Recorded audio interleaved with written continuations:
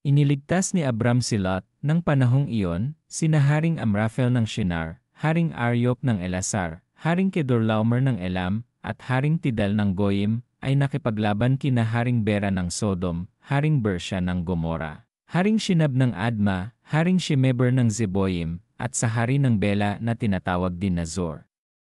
Nagtipon ang 5 haring ito kasama ang kanilang mga sundalo roon sa lambak ng Sidim na tinatawag ngayon na dagat na patay. Ang mga haring ito ay sinakop ni Kedorlaomer sa loob ng 12 taon.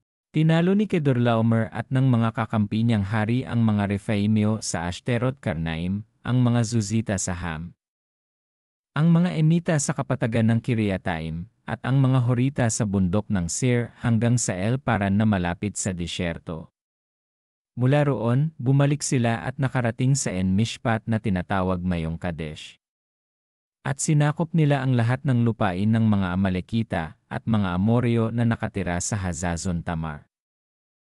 Ngayon, tinipon ng mga hari ng Sodom, Gomora, Adma, Zeboyim at Bela ang mga sundalo nila sa lambak ng Sidim, at nakipaglaban sila kina Haring Kedorlaomer ng Elam, Haring Tidal ng Goyim, Haring Amraphel ng Shinar, at Haring Aryok ng Elasar. 5 hari ilaban sa 4 na hari.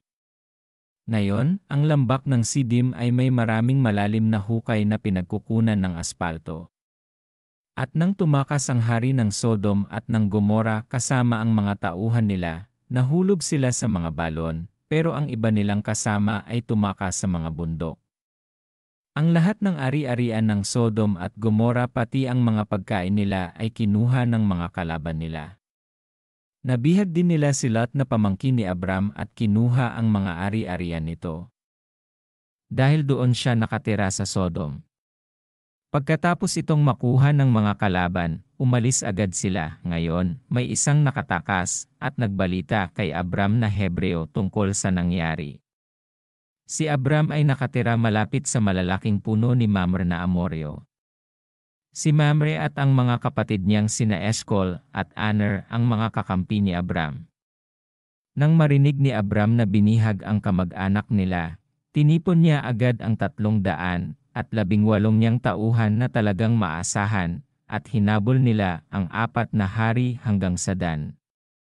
Kinagabihan, hinati ni Abram ang mga tauhan niya at nilusob nila ang mga kalaban, at natalo nila ito.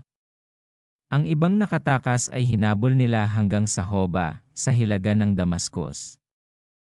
6 na binawi nila ang lahat ng ari-arian na inagaw ng mga kalaban. Binawi rin nila si Lot at ang mga ari-arian nito pati ang mga babae, at ang iba pang mga tao.